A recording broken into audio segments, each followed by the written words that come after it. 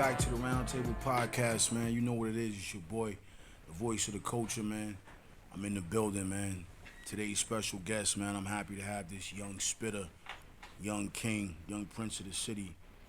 You know what I mean? I gotta give him his flowers now. I ain't gonna front, man. Before I do all that, let's just welcome Twon and Don to the show, y'all. Peace, man. Appreciate you having me, man. Appreciate you having me. That Prince of the City tag, I like that. Do your thing, feel free, man. Get comfortable, man. Yeah, you don't know, all that good, fresh apparel. People gonna do that too. But welcome to the show. I appreciate you coming through. I'm gonna keep it real, man, from the start, cause this is what I do. Yo, when I heard your music, man, shout out to your boy Meech, your cousin, your family. Yo, he posted it. I swear to you, champ, man. I don't do all the capping and the hype. Yo, I said, who the hell is this kid? Yo, word is bond. Like, he could tell you. I reached out. Yo, who is this kid? Yo, this is my ex. I said, yo. Yeah. And I said, yo, I need him. I want to talk to him. Listen, we all from the same town, but we don't see each other.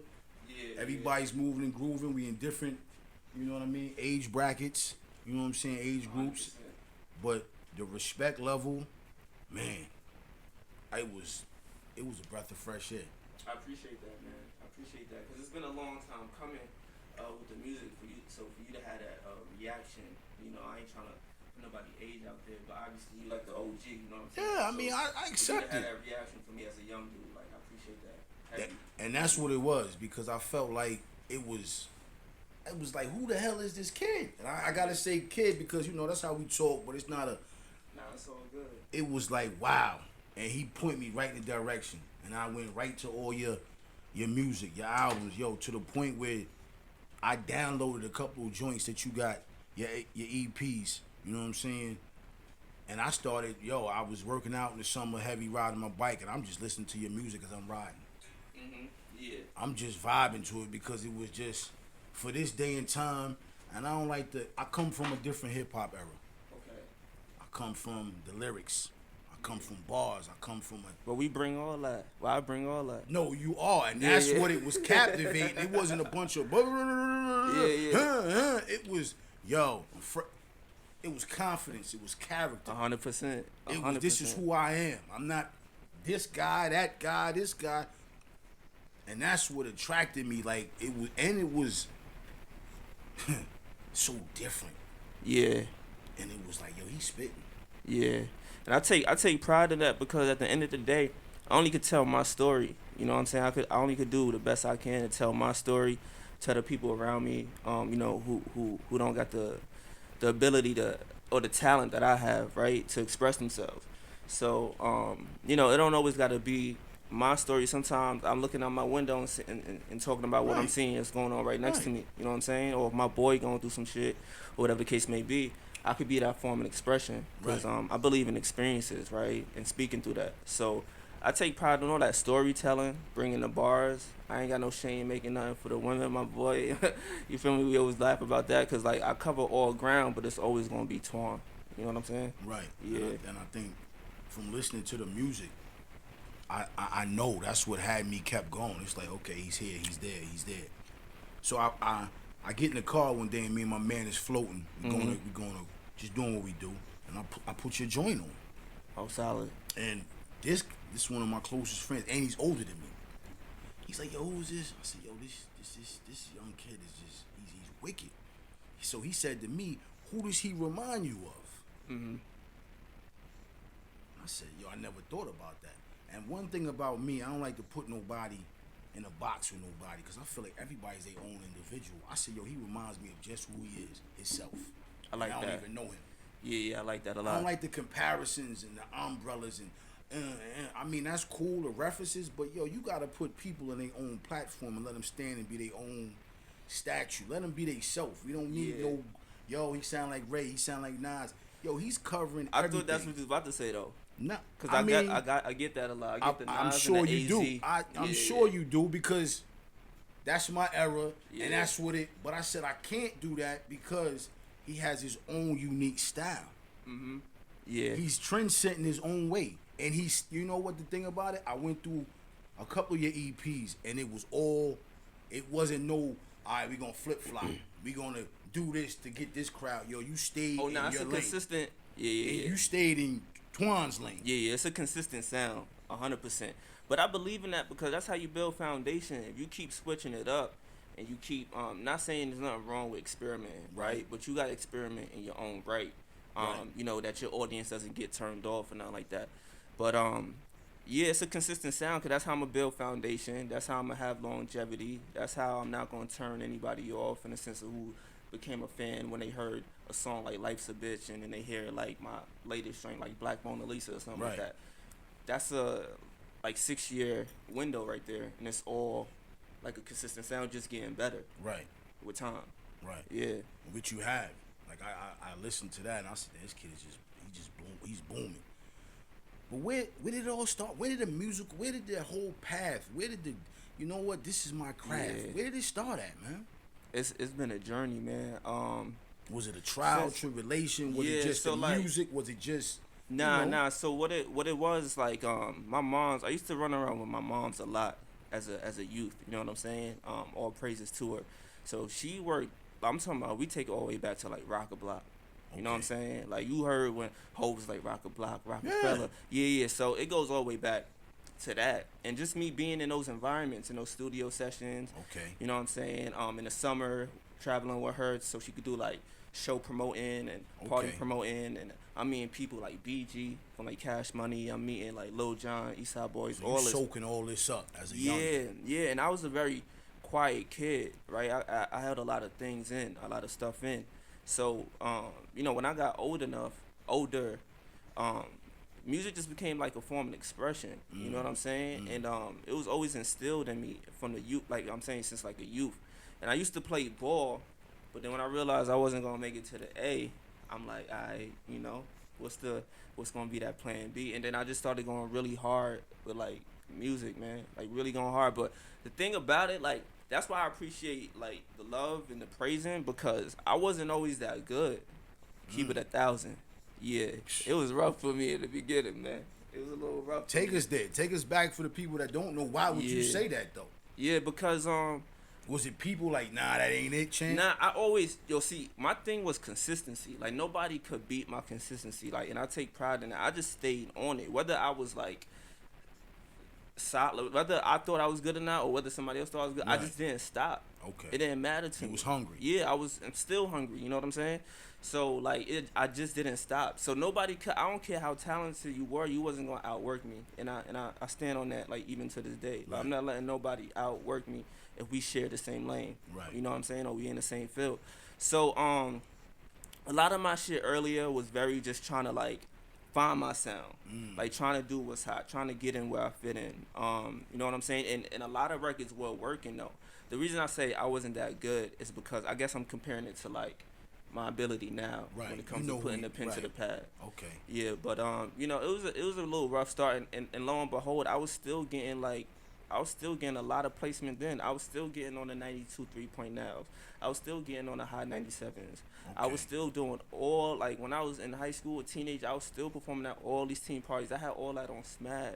You know what I'm Right. saying? But Right. I just know that it's got to come to like evolution at some point, and then that's all we did. We just kept evolving and just kept growing, and then that's where you got the sound that we got now, and not for nothing, just locking in with my man. See, y'all can't see him on camera, but my boy Freak Malik, we just locked in, and then you know, we'll play all those classic albums, man. You know what I'm saying? Like everything you was just naming, like the Rays, the Nas, the Right. AZs.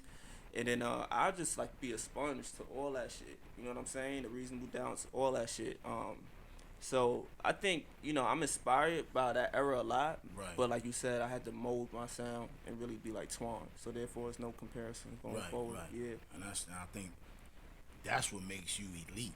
I'm gonna say elite because I listen to everybody. Yeah. I'm not biased, but I'm sorry. I just come from bars. Yeah, and I respect that because my thing is I feel like you should be open to listening to everybody because you know, I feel like this is ours, right? Like this thing about ours is hip hop, right? This is ours. So, you know, whether you come from the era of bars, or whether however they want to call it now, the state of music is in now. I just feel like we all gotta respect it because it carved out a lane for like our culture Right. to fall on something. Right. You know what I'm saying? However you get inspired by it. Right. So I soak in a lot of music, but at the end of the day, where I'm at now, I'll never try to like conform or like whatever's hot at that time, like try to be like, oh, I gotta catch that Right. sound. I'm not gonna catch that wave. Yeah. I'm just gonna stay where I'm at because it goes back to what I was bringing up earlier. You know what I'm saying? It's just that's how I build foundation, and that's how you're gonna be able to eat forever. I'm not sure how in tune you are with the underground, but you got these cats like Dom Kennedy, the Smoke Dizzers, the Currencies. Nah, I listen to all like, of that. Yeah, like they got a solid foundation. They be able to tour forever. They be able to put out these mixtapes and have the audience listen to it forever. They be able to eat forever off their back catalog. So I think it's really, really important, like hyper focusing on like a sound. Right. Yeah. A sound that's gonna move forever. Yeah. Because with those individuals you just talked about, they're following. Just because we don't see it on a global, they still have it. It's crazy. Talking about selling out and shows. I'm heavy on Currency too, Yeah. because from a long time, Mm-hmm. and I've always been a individual who likes the underdog.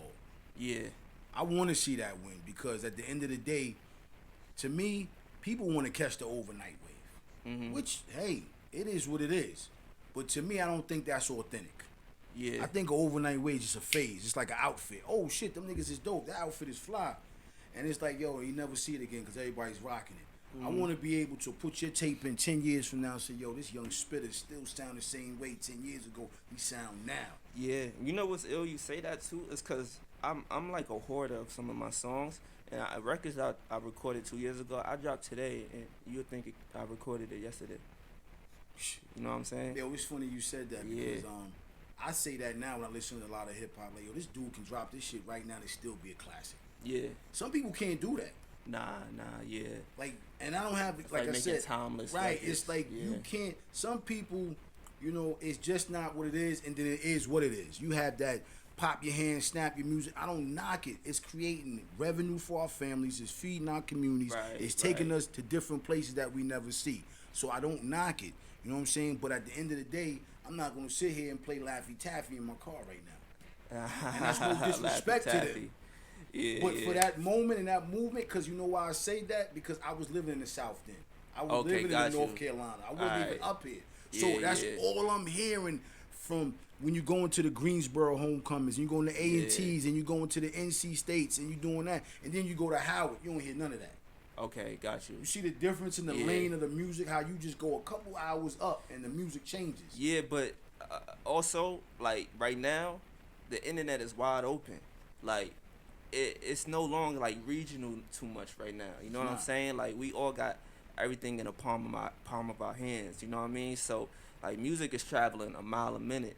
You feel what I'm saying? Even so when it's you sleeping. Yeah, you know what I mean? And it's 100,000 songs being uploaded every day on SoundCloud probably, you know what I mean? Right. So I think like it's reaching certain regions a little faster, and that's why we like soaking it in versus like how you say you went from like the South to like Howard to like it probably just took a minute for it to catch up to Howard. Right. This was you know what I mean? I remember when like I said, I'm in Greensboro at the time at a homecoming.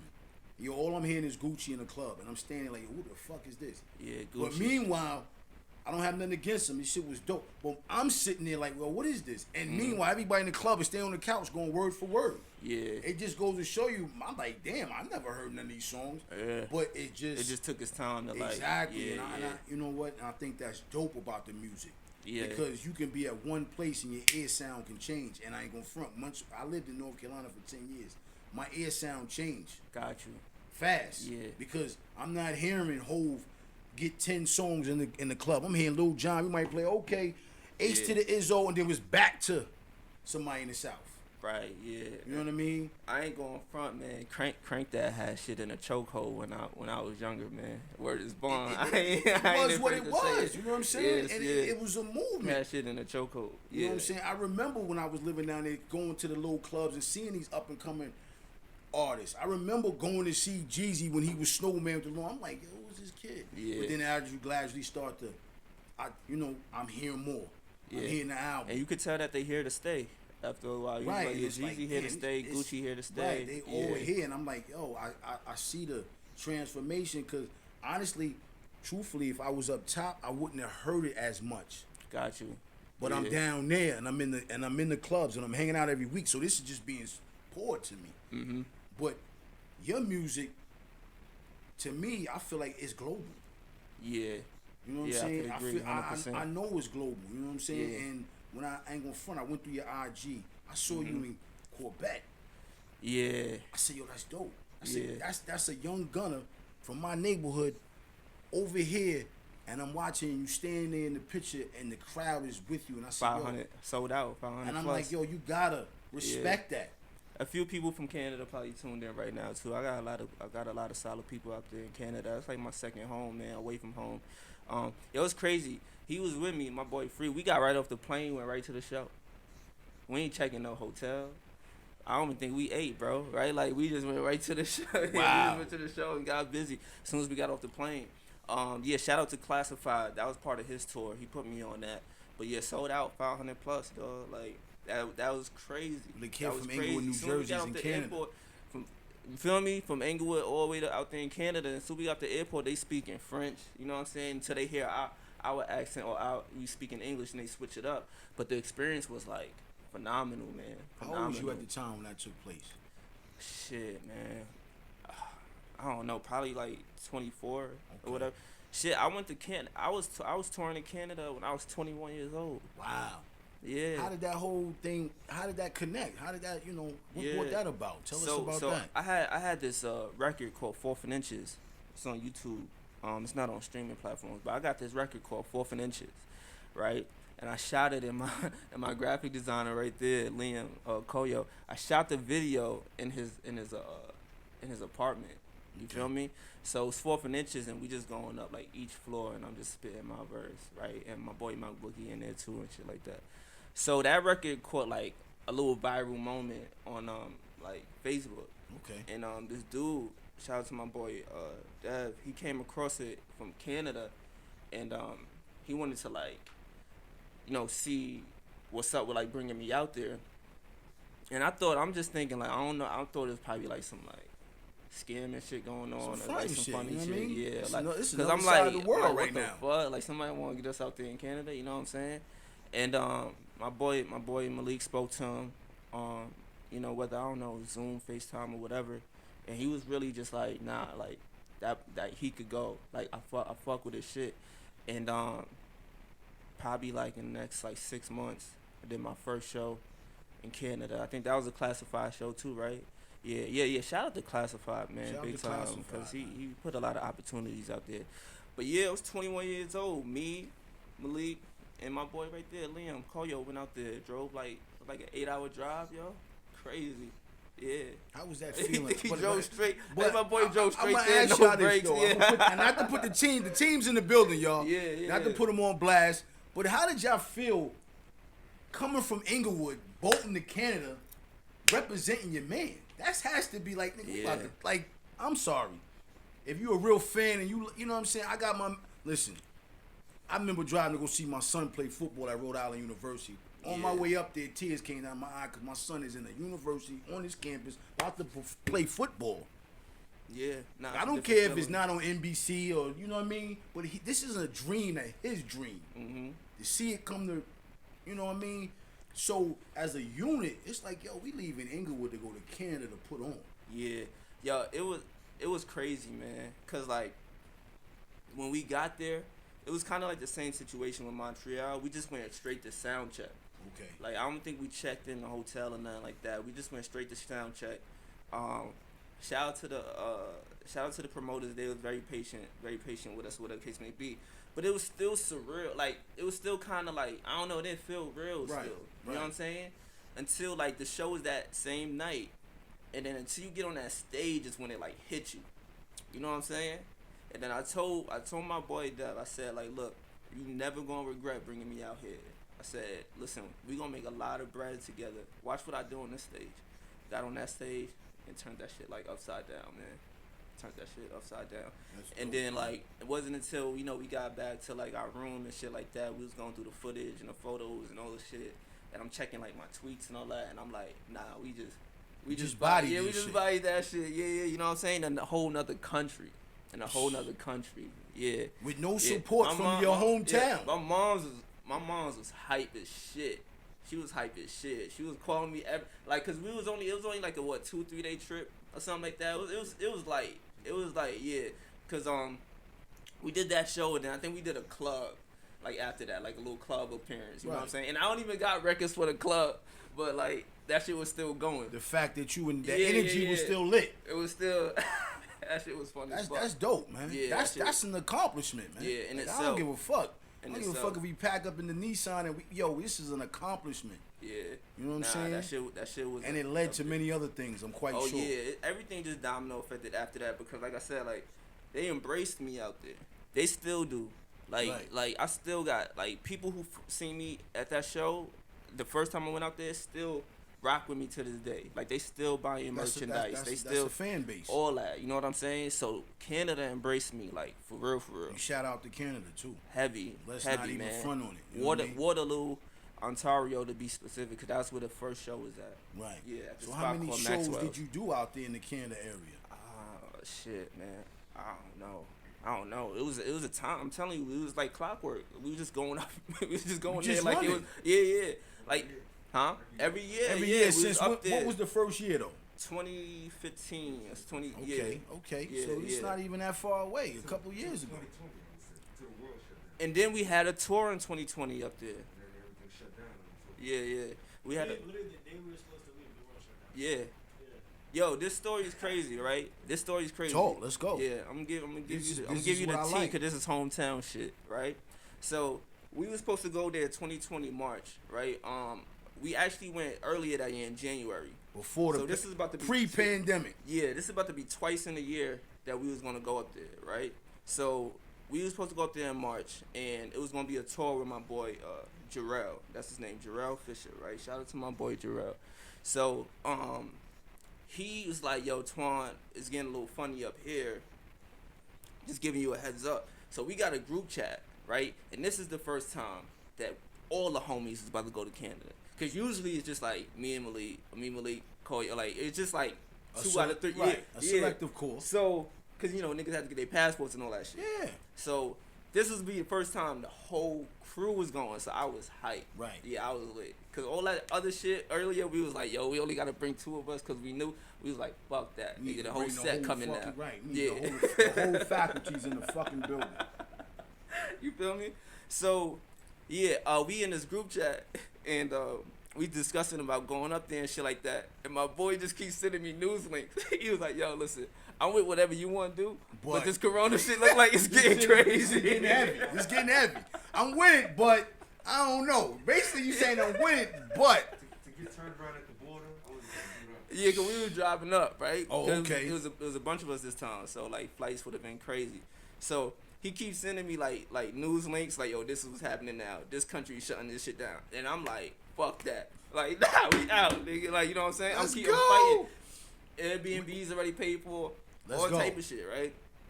So, it was a one link he sent me, and I was like, all right, this might be it. It was a one link he sent me where that like Canada was like, yo, ain't nobody coming in, and ain't nobody going out this shit. it's like, damn, we get up there, Yeah. you might get stuck. Or We gotta turn around. this what we was really thinking. Like, say we got in there, right? And then a day later they shut shit down. Right. We now all you stuck. we probably, I probably won't be saying it. We might still be up there. We went out there and Working got some jobs little- and then settled down. Yo, what happened to Twon and the team? Yo, they got stuck in Canada. He's still up there. Yo, he's still spitting. He's on it. Wow. Yo, it was like that. So that was supposed to be in March, and it just fucked everything up. So I was really fighting, man, because I really wanted all the homies to like get this experience. Right. You Like, want for a real, great for real. team.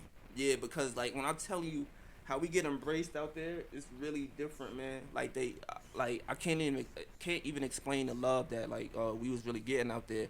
But I just wanted everybody to experience that, cause that's what it's about, man. Right. I remember last time we was out there, they took us to see the CN Tower, so I'm like seeing that in person was just like crazy, Right. crazy. I hit all the homies on FaceTime. I Some don't know, of the y'all team- picked up or some- not? Right. Some yeah, of the yeah, team they is not picked up. really experienced this shit. You know what I'm Yeah, saying? Let's just deal and with I'm the talking facts. about it was cold as shit. It's up there, brick you up know what I'm there. saying? Cold as shit. But I'm looking at the CN Tower. I called my mom on FaceTime, woke her up to see the shit. Like, hit the homies in a group FaceTime for them to see the shit. Cause like that's what I'm about. You know what I'm saying? Like I just wanted everybody to get that experience. So in person, I saw I was really really fighting. But yeah, we would have been fucked up if we went up there and got stuck. Right. For real. It's funny you say you was gonna bring the team because I had DJ Showtime up there. He said you took him on his you took him on his first Showtime tour. on his first tour. He yeah. told me that. He's like, yo, that's Yeah. my man. He took me on it. Shout out to him. You know what I'm saying? Showtime. Yeah, that's another fun one too, right? Cause we did like a little I think it was like 4 dates, something like that. Shout out to ZZ Gibson, cause that's the artist who like brought me on tour with him, whatever the case may be. So shout out to ZZ. Shout out to Low Key, his tour manager. So we I think Showtime did the Boston. He did the first spot with us in Boston. First date with us. It was in Boston. You was with us, right? Yeah. So he did Boston with us. This is the first time me and Showtime ever worked with each other. Okay. Like, I hit him out the blue. I was like, yo, I want you to do these dates with me. Like, this is the lineup, whatever the case may be. So we was rehearsing. Like, he'd come rehearse and all that shit. Like, we just clicked like right away. So Showtime will tell you too, cause we always laugh about this shit. So when we got to the Boston date, the promoter come up to us and he's like, yo, you got more time than like I told you had. Yeah, like, excuse me. He was like, yo, you I think he said you could do like a 25 minute set, 30-minute set, whatever the case may be. But I only had a set for the first initial time he told me. Right. So I was like, I bet. You know what I'm saying? So in my head, I'm like, all right, this gonna be a time that we could like give some light to Showtime, whatever the case may be.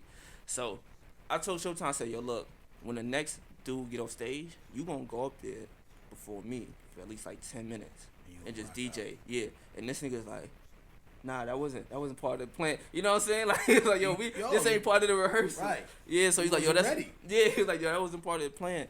I was like, yo, you gotta figure something out, cause I only got X amount of time on my set, so you gotta right. fill it in.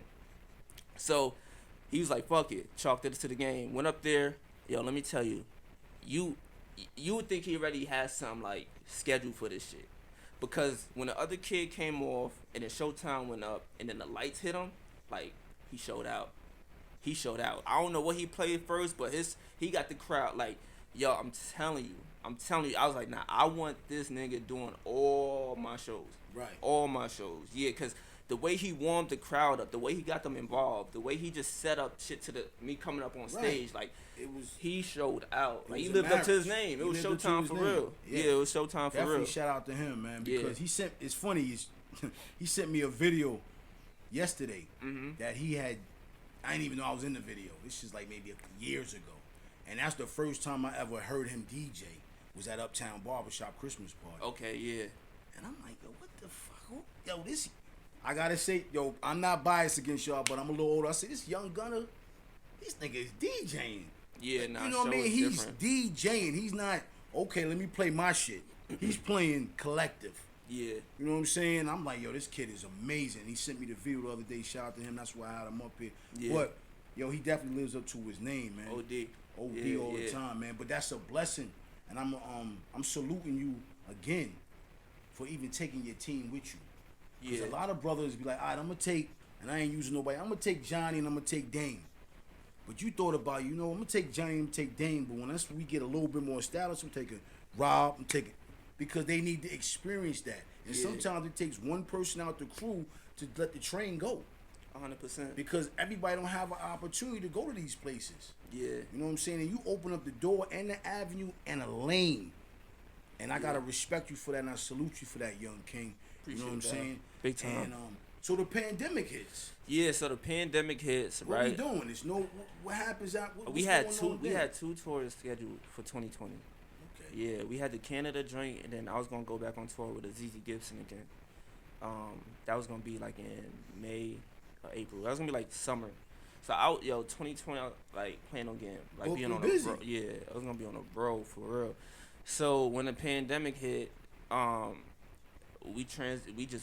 we went into overdrive with the clothes.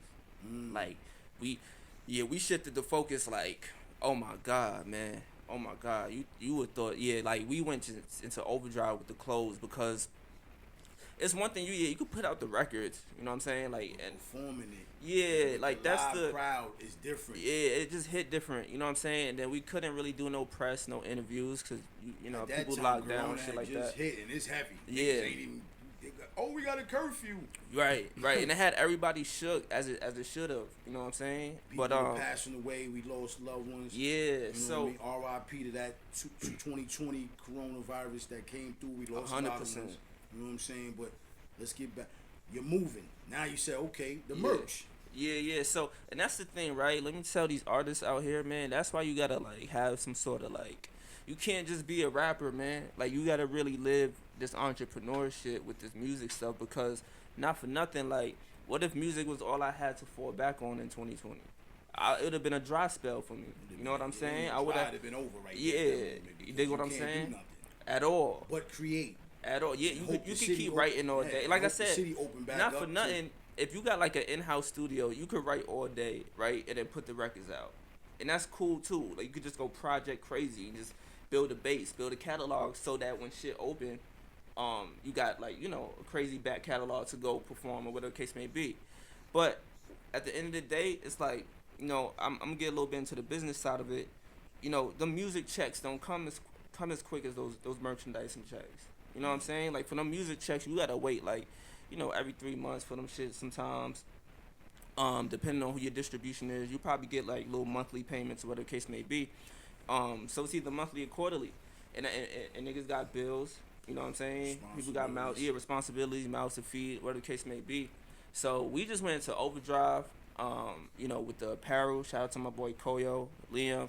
Cause like, you know, my man is like on call with the shit, right? So as soon as I get an idea and I'll be like, yo, it'd be like 2 in the morning. I mean, like a doctor with the shit, you know what I'm saying? Like, yo, look, we need you at the hospital. You feel me? Like, so as soon as I get an idea, it's like, I just bring it to him, you know, what's in my head, and he bring it to life on that computer screen, you know what I'm saying? And we were just pumping out designs like crazy, and then I was getting them all production, like getting everything made, and then shout out to, you know, everybody who like, you know, religiously like models for me, because they, you know, sacrificed a little bit with the corona shit and was like, yo, we still gonna show face for the campaigns, for the ads and all that shit.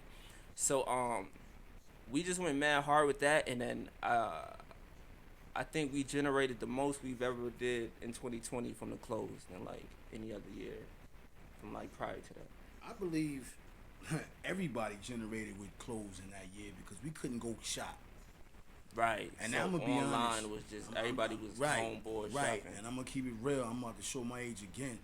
I was like, yo, I can't buy no shit online. I gotta put my shit on. Yeah. Like I ain't with all this online shit. There's still an experience in the sense of like having a brick and mortar. You know what I mean? Yeah, so, being able to try shit. But we had to do it, and they was pushing out money to us, so everybody still want to get fresh. So we had that little bit of moment, everybody coming out crispy. Yeah. You know what I'm saying? But let me ask you this, man. I'm gonna be honest. I don't feel like you have merch. I feel like you have a clothing line. It's a difference to me. I try to. I don't even like. I merch said that before. I was not like, to cut you off. nah, you Merch good. is just, all right. We at the club. Yo, let's sell some T-shirts. Yeah. That's not the vibe that I get from, you know what I'm saying, the upper class. I'm getting This is a brand. This is who we are. We get fresh. Yeah. I'm official. This is not just something you're gonna pick up. This is not going at your local. This is going to boutiques. We going to Nordstrom. Right. We going to Barney's. Right. We going, like, that's where we gonna be at. Was that the goal in the beginning when you started the clothing line? Because I'm not gonna call it merch. I'm gonna call it a clothing Thank line. you. Yeah, I was gonna say I tweeted like 2 years ago that like I don't want my shit to be addressed as merch no more. So I appreciate that. Like that you even see that like from I the saw outside that when looking I in. first saw it. Like this shit. Yeah. That's not merch. This is. I will rock this shit and get fresh in it. Yeah, facts, right? Yeah, and speaking of, hold on, that's a good little. I did come here with some gifts for you, right? Ah man. Yeah. So I mean, I didn't know the size, but that's one XL. Okay. And then this one right here. There's a large right here, so you I could just like appreciate it. mismatch some pocket tees that we. Nah, I appreciate it. Throw that back in the bag for now. Yeah, I just And put that right fisherman there. bucket, I gotta get that from y'all. Oh yeah. Whew. Yeah. Jesus Christ, I almost fell out the seat. I wanted to ask, I wanted to hit you like, yo, you got any more fisherman joints? Yeah. And that rugby is, I ain't getting to that. Yeah. I need it. Just let me know when it's dropping, and it's not about give it. I want to cop and support, because that's Got the you. difference. Brothers want to get. I appreciate the t-shirts, but I want to support. Yeah. Is, yo, where's that at? Let me buy it. I don't want a discount. I want to purchase it. I respect Because that. Appreciate you didn't that. put a discount into putting it together. Definitely nah. You know what I'm saying? So I don't want to present you with a discount. I want to present you, let me cop. And of course, whatever happens after that, we do. Because to me, I don't want to look like everybody else. So when I saw like, the fuck, I need this. And then shout out to my man Dre Perrin for supporting. Cause oh, yeah, that's my uncle. I just was in the restaurant, Sweet Teas, the other day. Shout out to him. Yeah. That's me and him go back. Like, way back to Grandma Booby and Brenda, R.I.P. the family, and Tyler. So, but I'm like, damn, Dre, my uncle, man. My first job ever was sweeping in Creations. Yeah. Come on, I was probably like in the 7th grade. You know what I mean? 8th grade. And it's a small world. We didn't even know that. Nah, you know what I'm that's saying? crazy. And I know Dre is she's always been fashionable. So I'm like, damn, Dre got the fuck is it? And then I'm seeing, I see Meech, and Meech's very fashionable. Yup. And I'm like, yo, I'm not seeing but these two. So my thing is, that's what I like to see. Because I don't, no disrespect, but I don't want to look like everybody else. Nah, yeah. I want to be somewhere where, yo, where you get that from? We'll go to my man, go to my people's joint and go cop. Yeah, and I pride myself on that, man, because so to get back to what you first asked, so it did start off as merchandise, because I made clothes. My first piece of like garment that I made was probably like 2014 or something like that, but it wasn't like really hitting like that. But what made you say I'm gonna try this avenue though? With the clothes because it just, and the merch. well, for one, it just go neck to neck. This guy's a student. Like, he reads books on this shit. Like, a lot of people just like wake up one day and say, "Oh, I'm gonna make a graphic tee." Like, this guy studies fashion. Like, like this guy has a library of books. Like, I wasn't trying to toot my own. He might try to play it off like, "Oh, this shit just." Nah, you know what? It's funny you said that. Like, It's funny you said that. And I'm gonna say this for the people that don't know. I had posted some pictures and you hit me like, yo, bro, take that down and put this up. Yo, I'm not gonna front. At first, I was like, yo, what the fuck is up with the young king? But then I said, yo, it's his vision. It's him. You want a certain image of what you want. Yeah. And it made me respect that even more. I didn't take it, like, you know, the first one, like, what the fuck? But then I was like, nah, I get it. He knows what he wants. So by you saying that, it even said, okay, this cat he's on his shit. Yeah. And I respect that, because a lot of brothers will just, you know what I mean? And it also taught me this for the future. We gonna jump right back. To now, I gotta reach out to my artists. What would you like for me to present to the people? See, what you did to me taught me something, because this is all new for me. So each one teach one. 100%. Yeah. And I appreciate that. But let's get back to what made, you study. Like your partner said, you a sponge, and I see that. Yeah. So like the thing is, like one, obviously, like music and fashion go hand in hand. Facts. To begin with, right? Like, as long as you can remember, like, they always go hand in hand with each other. But one, I just like getting fresh too. You get what I'm saying? And if I'm always gonna be on the stage, if I'm always gonna be doing an interview, if I'm always gonna be doing a music video, like, it gotta come to a point like, nah, I'm gonna start rocking my own shit. You know what I'm saying? Because I've tried to get the like Fila endorsements. Shout out to Fila. I tried to like go hard rocking like other brands and my shit to just try to get some type of like traction. Yeah, traction, and get some type of like partnership going on, or the case may be. So like I said, I was doing clothes like in like 2014, 2015, but it wasn't like clicking like that, right? So I had laid back off the shit a little bit. But my man's Koyo, the one that just told you everything, Liam, he had got me like a gig in A3C, like Atlanta, like the festival. Right. So he was suggesting, like, yo, why don't you like take some tees down there, like some t-shirts down there, whatever the case may be, right? And I was kind of not really feeling it, because I'm just like, it just left a bad taste in my mouth when I was trying to sell clothes before, because it wasn't like going in my favor. So whatever. So like I printed up some tees. It was like just red tees and black tees, and it just said like the dates that I performed at in like North America on the back, and on the front it said like Welcome to Paradise Tour, which is like I had a project called like Paradise Isn't Free. Okay. So took them shits down there, them shits moved, then I came back up here and I only like brought the rest that was left over, and I just put them on IG like 15 a pop, and them shits like sold like flew that. Out the gate. Because I was just trying to like break even at that point. You get what I'm saying? Right. And then from there, I saw the reaction. I'm just like, oh nah, like we gonna go in overdrive with this shit. You get what I'm saying? Like, we gonna go like super hard with this shit and just turn into a dog. So, you know, with what he's saying is like really like facts. It's like I took it from like I don't want people to look at this shit as no just merch shit. Cause to me merch is like it's only gonna coincide with your music career. So as long as you hot as an artist, it's just how long your merch might be hot. And then people got merch. The word merchandise, like people got to understand, like, you know, even terminology that you use. Like the word merchandise has a stigma on it too. Like what you just said, like merch could be looked at as like some shit niggas just want to go to sleep in, or some shit niggas want to get a girl to just, or some shit niggas just go to the gym to work out in. Which is like nothing wrong with that. Like, you know, you buy shit, you do what you want with it. You know, to each his own. But I just wanted my shit to have some real longevity. You dig what I'm saying? Because, you know, I come from my mom wearing the Charles Jordan, the Moschino, you know what I'm saying?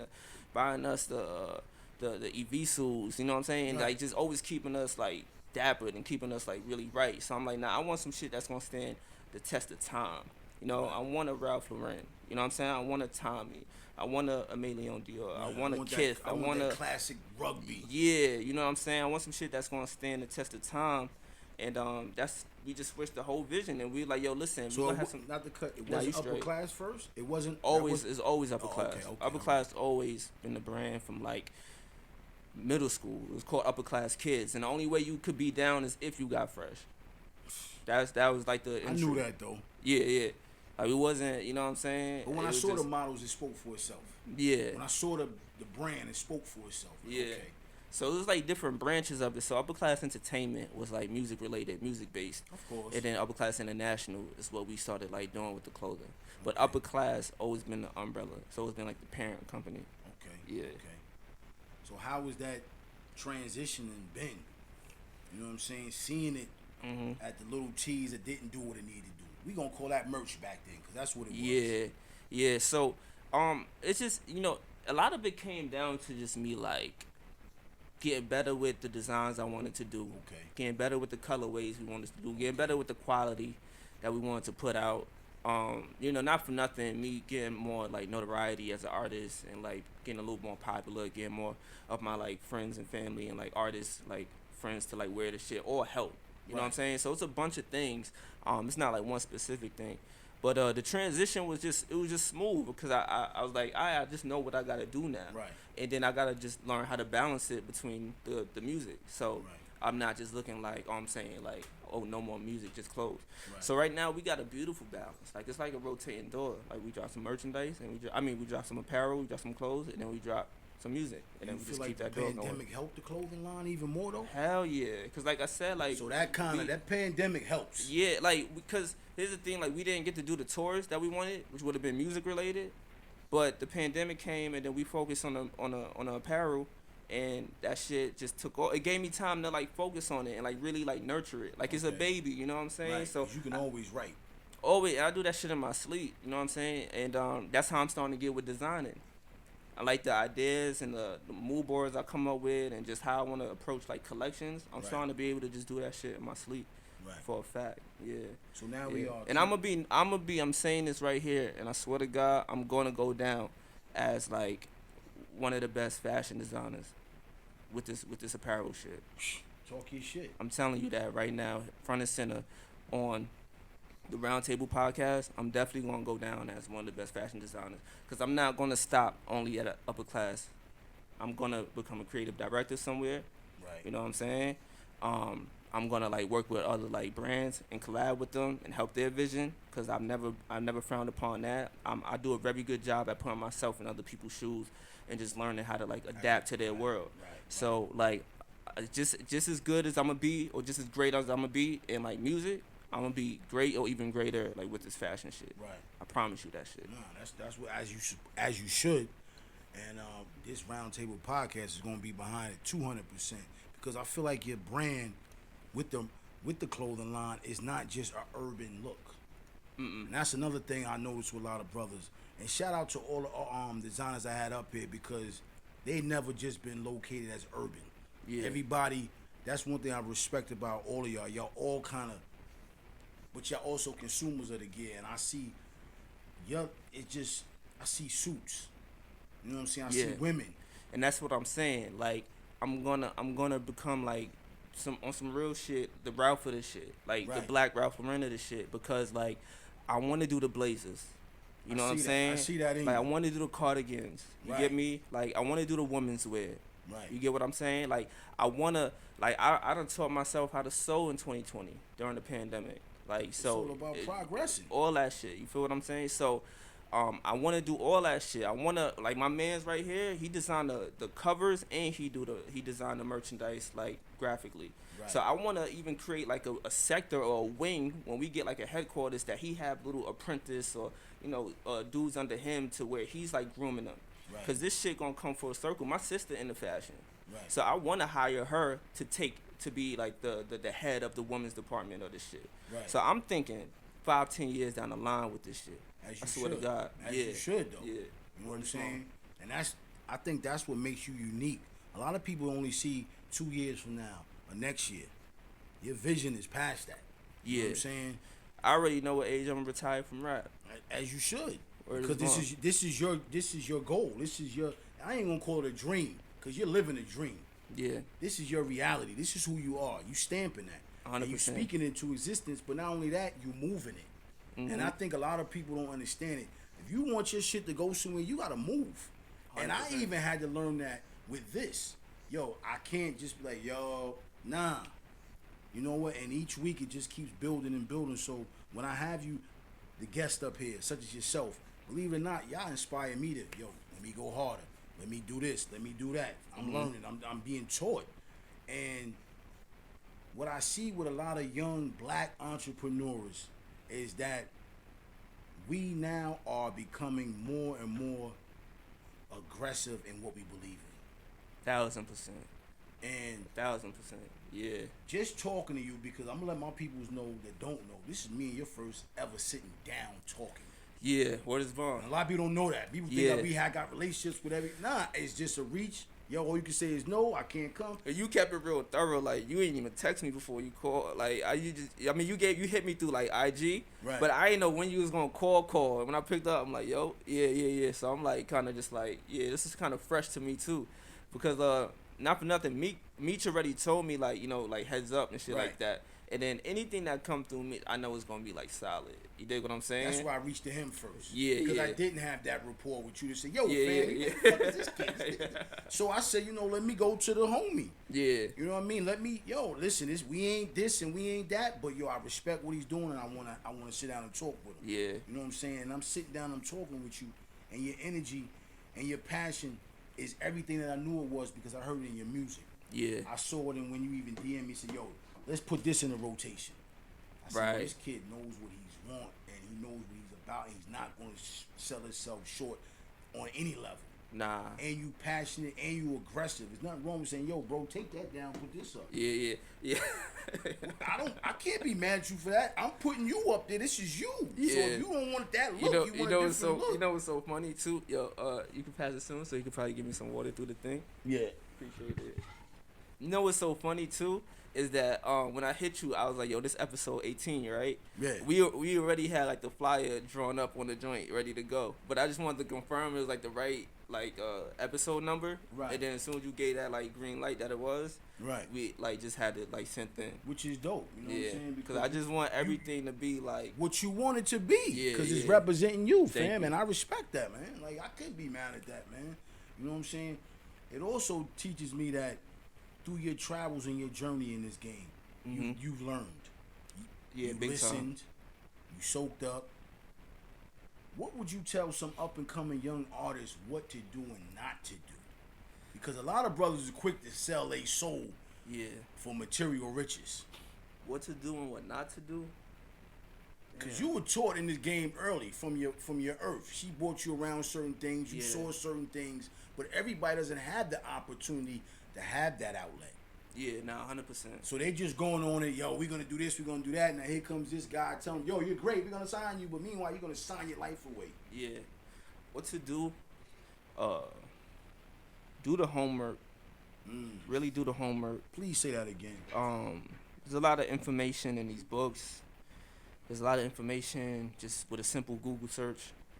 So do the homework.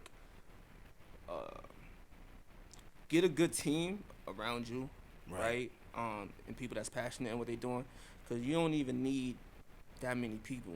You know, 3 or 4 people that just all understand like their kind of role that they're playing through the journey could make a big difference. Be patient with this shit. Don't get discouraged. Like, be patient. Don't get discouraged, because it's easily to get discouraged. Yeah, and everything ain't gonna hit the same.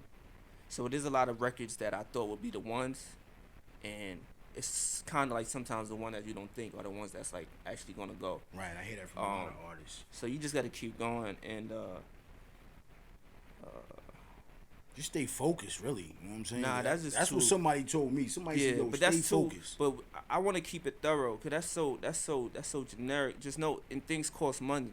Don't be afraid to spend money in this. You gotta invest. You gotta like really put. There's a lot of money that we put into this shit, investing into the brand. That you didn't even get back. Yeah, on the clothing side, we got that shit back. Yeah, on the clothing side, you know what I mean? Of course, you know what I'm saying? On the music side, it's just like I said, music is more. We want to really get real. You got to look at these records like they stock, right? So it's no longer buy a CD one time for $13-14 and then that's it. Right. So music now, it's all about, you really got to have a real powerful catalog, because you got to treat it like a stock. People are able to keep listening to your music through Spotify, through Apple Music, again, and again. You know, you could sell your CDs, your vinyls, like, you know what I'm saying? Those are kind of coming off like collector's items nowadays and shit like that. But, you know, you pay $10 whatever a month for these subscription joints, and you get to listen to it unlimited amounts. So if you have a good back catalog, or just a good catalog in general, it's like a stock, because it's just going to keep going up, because people could listen to it unlimited amount of times, versus you just buy a CD once, the shit scratch on the back, you can't play it no more, it's easy to get bootlegged, so you're missing out on that shit like that, right? But music should be treated like a stock, and don't be in a rush to see that turnaround with the bread and music. Invest, right? Because you're going to see it back just throughout time, just like if you investing. Right? Just if you invested into an Apple or a Microsoft or whatever the case may be, it's not going to be immediately like you're going to see the returns. So music should be treated like that. And I mean, at least, you know, that's right now. Feel. Yeah, and that's how I feel about it. I look at all my shit like it's a stock. But you're right, though. That just keeps going up. You know, I said in one of my other records, I'm still eating off streams back from 2015. You know what I'm saying? For my first project, Stay Golden, in 2015, I'm still getting like, you know, royalties and still seeing funds off of that shit. Right. And it's 2022 right now. And that's a blessing, because a lot of brothers a big blessing. You know what I'm saying? So that's just one body of work. Right. So, you know, not to get off on what you would tell somebody to do and not to do, and also build a catalog. Right. A catalog is really, really important. Really, really important. You watch these TV shows, you watching reruns, you see Netflix licensing all this shit from people. That's because these people got catalogs. You know what I'm saying? Seinfeld able to be on Netflix right now because of that catalog. That's worth something. Right. You get what I'm saying? You see John Legend. You see all these artists selling their catalogs because it's worth something. So, shit, I don't mean to sound like I'm too like getting too like passionate about it, but it's about teaching the people that may not understand it. Because you gotta have that back catalog, and it gotta be worth something. So everybody want to talk about, I own shit, I own my music, I own my masters, I own all this shit. But if it ain't, then is it really worth something? You get what I'm saying? So, like, that's really, really important, man. That's really important. And what to do if we staying on that, I would say, it goes back to my first thing of read the homework, because you talked about people signing their life away and signing their souls away, is that, you know, understand the terminology of some of the shit that you read and getting yourself involved with. Wow. Yeah. That's very important. Because that would be my, I think I told you 4 or 5 or something like that. Yeah, because I feel like a lot of brothers we be in situations of low income, poverty, and somebody presents you a couple $100,000 and you like, wow, I might not ever see it again. In reality, if you work a couple, 2 or 3, 4 more years, you might see that and some. Yeah. But you so quick to just say, hey, because they know your situation, man. Yeah, big time. Let me ask you this about the music tip, though. Over the course of the years, the transition of the music. Mm-hmm. How do you feel about that? The wave, like the mute, like you know, you got spitters and Yeah. you got non-spitters. Yeah. And you know, some spitters are not going to certain levels that the non-spitters are going, and it's like a one-hit wonder. How did like what's your? I want to pick your brain on how you feel about that. You know what I'm saying? Because a lot of people feel like they have to chase the one-hit wonder to get to the hood, to get out the hood. To get out the hood. Yeah. I'm yo. Whatever floats anybody boat, man. To be honest with this shit, cause, you know, at the end of the day, music is subjective. Right. You know what I'm saying? And like it goes back to what I was saying earlier about like it just being like it's just open right now. It's just an open. Yeah, anybody could do it right now. You make a SoundCloud account, and then you don't know what hits. You don't know what pop off, and then I think now more than ever, it's easy to get influenced. So, you know, when the masses is only pumping out a certain sound, you know what I'm saying? You think that's the sound you think that's the sound you're supposed to follow, right? Because you know you just picked this up. Hearing. Yeah, and you think telling your story might not be cool because you like, yo, who want to hear that? But you'll be surprised, bro, because yo, more people are going through shit than they are like flossing, than they are like, you know, got the big houses, then they got the new car. Like more people are going through real shit, especially now more than ever, man. Right. Some people like, literally living within check the last to check. 2 years. Everybody's not hopping in the rave going to do 80 bottles in the club and making it rain. So you will be surprised, man, by just, you know, staying true to yourself and telling like your story, like what type of audience you might attract. I just think that people try it and then they don't stick with it long enough to just see, you know, lack of patience. Right, yeah, and that's what I was talking about earlier. So, you know, I listen to all this shit. I ain't going front. On the way here, I was bumping Key Glock. Right. You know what I'm saying? But I just know my lane. You know what I'm saying? I know my lane, and I know like what my audience fell in love with me for. Right. So, like I said, to each his own when it comes to this shit. But I've been through the same thing, man. Like I said earlier, when I first started, I was doing shit that I thought was the end shit. Yeah. So I can't even like, you know, fault anybody, because somebody dig hard enough on me, they might find a little. I mean, you know. Yeah, some was it some ever time shit. you was ready to give up though? Nah. I mean, let me. I had my moments where I call my mans and be like, yeah, this might be the last project and shit like that. But I'm just talking shit. Okay. Yeah. But that phone call wasn't because it wasn't receiving. It was just like one of those times, or one of them days. I'm like just having a day as a creative where I'm just off this shit right now. You know what I'm saying? But I'm in too deep, man. I'm in too deep. Like, all jokes aside, and we being funny, yeah, I'm way in too deep. Like, I eat off this shit now. Like, I have like a really, really good audience off this shit right now. Like, a really solid support system.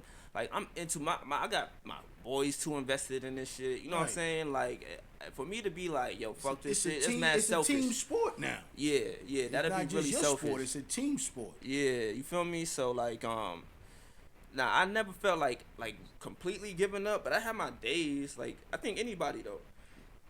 I have my days when I'm just like, I'm kind of off this shit. But then don't let me hear the right beat, because then I just be like, oh, nah, I'm turning into a monster. See, that's the difference, you know what I'm saying? Because I think it's I believe in what you're doing. Because I've spoken to people like, man, I can't, that ain't for me. And I'm not even talking about on this show. I've spoken, you know, like, yo, what's up? I ain't heard your music. Man, I'm done with that, man. It just ain't. And I'm not an artist, so I don't know that feeling. Yeah. But I do know that feeling, like, man, I'm done with this shit, man. Yeah. You know what I'm saying? And I know that personally because it was a time in my life where I was living in a place where I woke up every day, 7 days of the week, I was selling narcotics. Okay. And it was time, I'm like, yo, I used to be happy when I ran out. Right. Like, I could sleep in the house and there ain't no work in here. Yeah. That's real shit. And I hated it. Yeah. Like, I literally hated waking up every day to sell drugs. Yeah. And I'm not afraid to say, I used to tell it. Like, what the fuck? I think I hate this shit. Yeah. I gotta worry about the police. I gotta worry about the door gonna get kicked in. Mm-hmm. I gotta worry about if the person I'm selling to got a case. I gotta worry about if the Connect got a case. I'm just stressing all day. Yeah. You know what I'm saying? And now with all this stress, still got a family. I still got mouths to feed. Mm-hmm. So now I'm doing more drugs. I'm doing more weed. I'm doing more liquor because I'm just so sick of this lifestyle. Yeah, you so like self-medicating. Right, you know what I mean? Yeah. So I understand that feeling like, man, it just ain't it no more. You know what I'm saying? Yeah. And I'm not passionate. At one point, I wanted to be Pablo. But that was just a street dream. Yeah. Because you get a quick flip and something happens and you get bullshit. So I understand that mind state of saying, yo, damn. You know what I'm saying? But everybody don't get a movie out of it, a documentary out of it. Right. You know what I mean? Yeah. I don't want the documentary to end with, yo, he's doing 15 to 50. Right. Yeah. I want to say, yo, he survived it, he made it out, he's working, he's got a family, and he can be able to talk and inspire other individuals. And I feel like that's your story right now. I feel like what you're doing is inspiring a younger generation to say, hey, man, look at the young guard from our neighborhood. Yeah. He didn't sell his soul. He ain't out here dick riding. He ain't out here jumping wave to wave. Yo, he's staying true to himself. And is independent. Yeah. And you believed in yourself because everybody's looking for that yo. Nah. Yeah. You know what? I'm the yo. I'm the fucking machine. I'm the battery. I'm the boss. I'm the jump. Yeah. I'm going to do it all. And I got my team with me. And he's the coach. He's the offensive coordinator. He's the defensive coordinator. Everybody knows. There's no like, yo, well, this shit about me. It's about us, man. And then it comes to a point to where also like I don't never shy away from like putting that hand out for them also. You dig what I'm saying? Like that's why I wanted my boy Liam here to talk, you know what I'm saying? To get his light shed on him and shit like that. Let's get you in the building. Let's get you in the building. Man. Yeah. You got all these microphones. Yeah, Nah, you slide over here, man. Jump in the building, man. Cause this is what I like to see. Team bringing their team in, man. Yeah, you got know that what good UpperClass on too. Man. Right.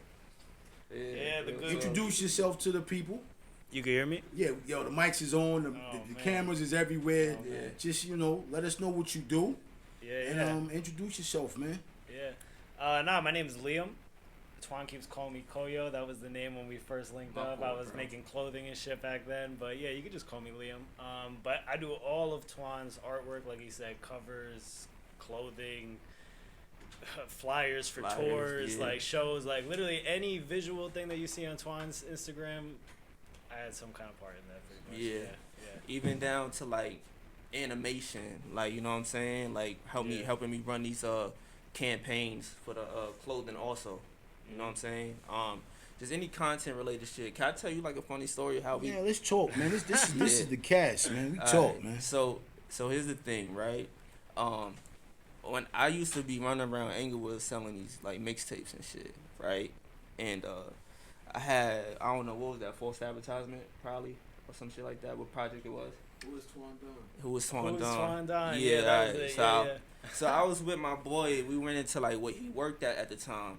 And then bro, you could just say it. I was in high school. I was working at Ben & Jerry's, scooping ice cream and shit. On Palisade Avenue, Ben & Jerry's. Palisade Avenue, exactly. Yeah. Up there, towards the bagel shop. Exactly. And Twon already had a little buzz going on, like, around our area. So he walked in, and I'm like, oh, that's fucking Twon Don. I'm working there, and, like, I guess, he was very receptive. He was like, he played it off perfectly. As if I was a fanboy. He was like, what's up? Gave me the handshake, everything.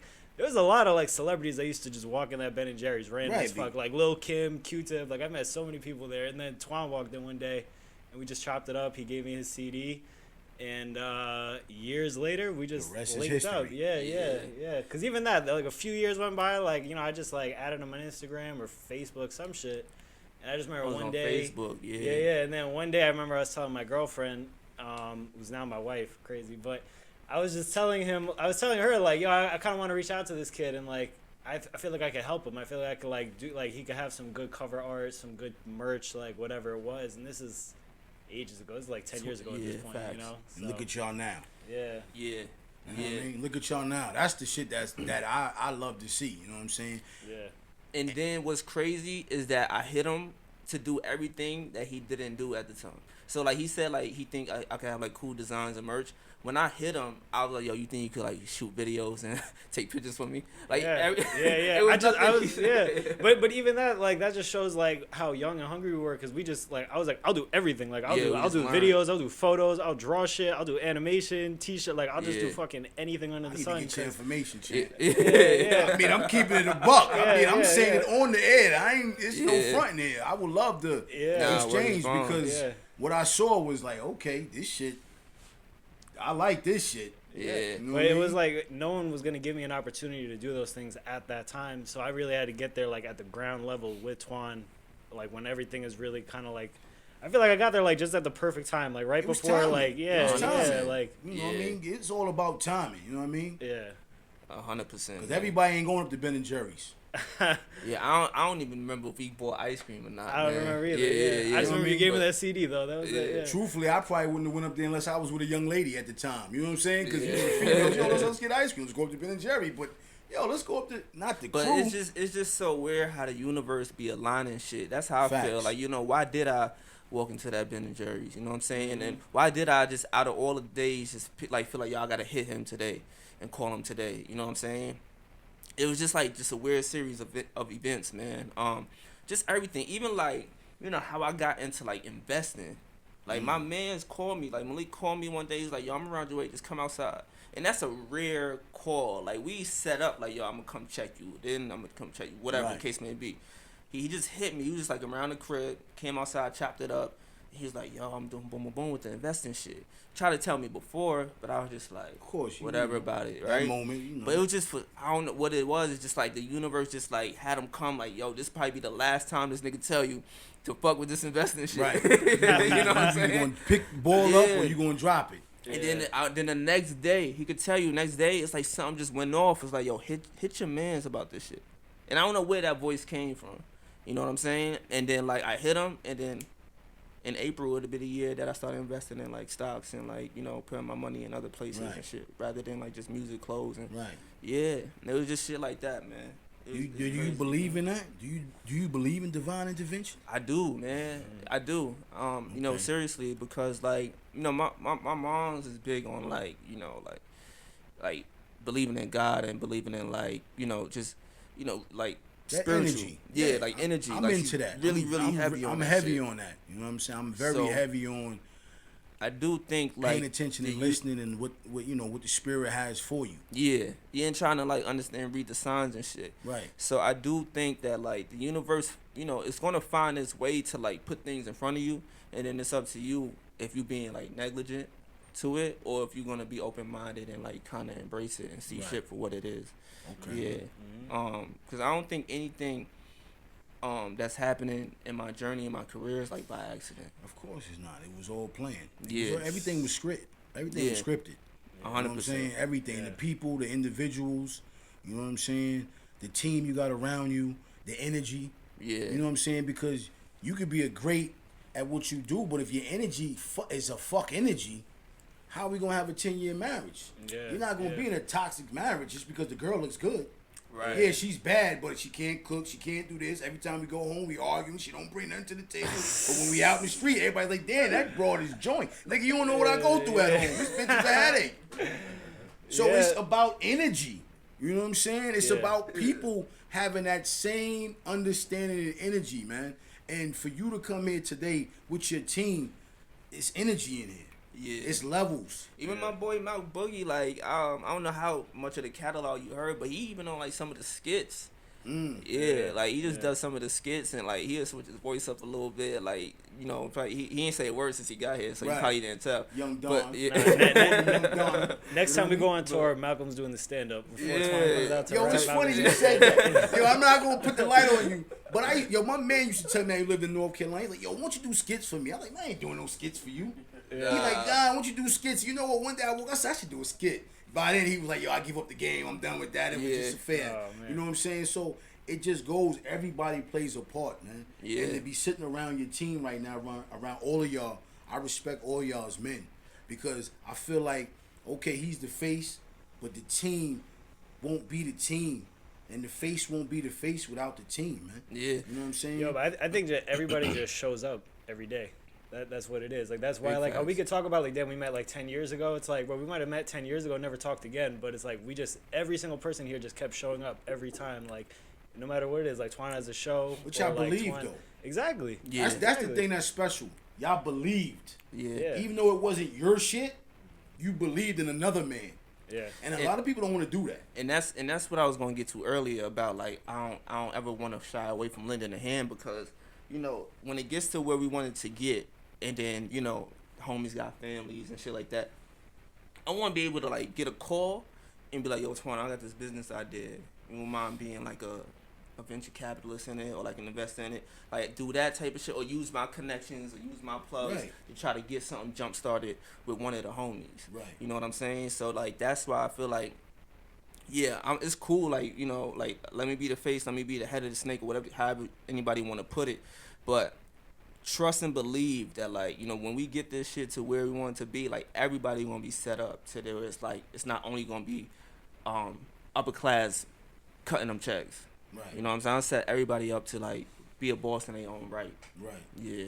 And that's something that Dame said, man, a long time ago. I don't know if you ever saw that skit or that movie. I think the movie. It was the Hard Knock Life. He was on the, right. He was on the base. Said, yo, man. And Jay said it too. If he, every nigga in your clique is rich, your clique is rugged. If we all fall, we all be each other's crutches. He told y'all, he gave y'all the prophecy on reasonable doubts. Yup. And then Dame said, yo, man, I want him to be rich. I want you to be rich. So if I need 5,000, 10, 20, 1 million, 10.5, y'all can call him. He right said 10.5. You know what I'm saying? Because he said he's doing everything. So he's doing everything. You know what I mean? I can write, you know what I mean? I threw that at him. You know what I mean? Oh, man. But it's just, you know, healthy. you know what I'm saying? Like, you know, it's good to have that group, man. You know what I'm saying? Because without that, man, they say it takes a village to raise a kid. That's a fact. You know what I'm saying? And I believe that with anything that you're doing, man. You know what I'm saying? It don't matter where you come from.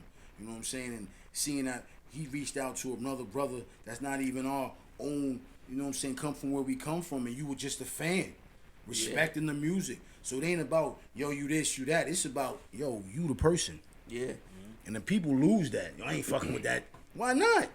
I'm fucking with anything that makes sense. You the guy for the job. You know what I'm saying? That's the difference. I'm fucking with anything that makes sense. I'm not fucking with anything. And people fail to realize that. You know what I'm saying? I feel like you understand that. I'm fucking with what makes sense and what's going to uplift us. And I'm willing to give him the opportunity. We going to grow together, man. That makes y'all unique, man. Because as y'all all know, you see these rap groups, 5 years later, they on these podcasts talking about this happened. I ain't with this. He think he this. Yeah. But I get it. Money comes in the building, it gets funny. Yeah. You know what I'm saying? Yeah. But I think sometimes if you allow it to get funny. That's a fact. Say that again, though. If you allow it to get funny. That's dope. That's real talk. Real talk, because the thing with, like, you know, rappers, you know, it's a lot of ego. Of course. With rappers, right? So, like, you know, none of us, they not trying to rap. None of us share the same, like, you know. It's not a competition. Yeah, profession or path, whatever, like. So, you know, however much he flourished, it would, like, regardless, it would never, like, I would never be like, yo, you taking money off of my block, or off of my table, wouldn't he? Like, because we not even in the same field, you know, same thing with my man. If, like, he A&R a project for me, or he helped put together a project for me, or manage a project for me, I don't care if you go get 2 or 3 more artists to do it with, as long as we can still 100%, like, when it's time to be attentive to, like, what we got going on. Yeah, you know what I'm saying? Like, Like, I don't want to stunt your growth. exactly, you know what I mean? So, even the ventures that my man, I won't put it out there, but I know what my man's want to do in the sense of, like, And the you path he support want to that. take. Yeah, you did what And I'm you saying? tell him to go get that, because a lot of brothers will hold a brother back from getting that because they feel like it's going to override what they got going on. Yeah, nah, man. Because if everybody's solid, it's just, I feel like it'll come, well, knowing that everybody's solid, it'll come full circle. Like, you know what I'm saying? So, me knowing what all my people want to do, when they shit take off, and let's say if it's like 10 times bigger than UpperClass, whatever the case may be, shit, I find a way to wiggle UpperClass in there and try to, you know what I'm saying, make some shit flourish out of that. And that's real talk. And it's funny you say that, because I'm in partner. You know, my man who powered this, shout out to We Out Travel Group. You know what I'm saying? That's how it is with me and him. You know what I'm saying? So if any of you guys are interested in traveling, which I know y'all do, hit out the We Out Travel Group. We got a lot of things going on. And we also do episodes, and we out the country. So look that up, too, and everybody else that's following and listening, man. We Out Travel Group. We got a few episodes up on We Out Travel TV. And, yeah, they have followed me. I saw. That's we definitely, and that's my partner. You know what I'm saying? And he's always saying, yo, bro, sometimes, because I get so caught up in this, yo, we gotta throw that in there. Of course, why not? It's only right. I'm on his neck now. Where's my hoodie at, man, for the next episode? You know what I'm saying? That's dope, man. And it's not too many of us doing this, man. Like, it's come, it's go, it's I'm here. for UpperClass and Twon and I'm gonna call y'all unit. I feel like everybody understands their position, and everybody has the drive to bring it all front and center. One common denominator. Yeah. I'll give you an example. Take the mask off, King. Please, I'm vaccinated. Nah, not to be funny. No, it's okay. I'll give you an example. He doesn't know this. I was in the Riverside Square Mall the other day. Okay. I go into a store, and I see that it has a certain aesthetic, like UpperClass. And I go in there and I say, you ever think about doing a pop-up? He says, usually the brands that want to come in here, I don't like the name of it. The name of it doesn't speak to the store. That urban thing. Yes. So then he goes, I go, the brand that I'm a part of is UpperClass. He says, oh my God, I would love that. And I said, let me get your number, let me get your card. We'll talk. He don't even know that. He wasn't even there. So when you talk about synergy, when you talk about divine intervention, when you talk about connection, he don't even know that. So that's just how the team moves. That's Right. how all of us move. Because your mind is you out diddy bobbing, but you also thinking about the team. Yes. And that's how it's supposed to be. And people fail to realize that. It ain't about, it's about the team, man. Yeah. And that's, I want to drop into that because. We're going to make that happen, too. Now, we're going to make that happen. I'm going to be in the building for that. You heard it here first. Right, you heard it here first. And I want to talk about that. I'm glad you brought that up. Yo, what's up with the support in Bergen County, man? I'm just going to put it out there. I don't feel like it ain't enough of people supporting everybody. It's more like, but meanwhile, you go to Canada, it's like you Hova. Yeah. Why I gotta go to Canada to be Hova when I'm supposed to be Hova in my community? I couldn't tell you what's up with it. But I am grateful for people who do fuck with me from the city, cause not for nothing, I do get some love. I do get some love from the city. And I also try to put it out there that like nobody owe me their support anyway. If we keeping it 100, like you know what I mean, like don't support me when I'm up here. You know what I'm saying, at the top of the game. Yeah, you supposed to support me when I was here. Yeah, right. But that's just how this shit go. You know what I'm saying? Isn't that like, just how it always is with everything? Yeah. I see rappers. My boy told me like Mac Miller got a famous thing where he's like he got more love when he left Pittsburgh. Exactly. Than when he came back. It was like everybody went crazy for him. But I just try to focus on like the ones that really fuck with me out there, you know what I'm saying, and continue to give them quality.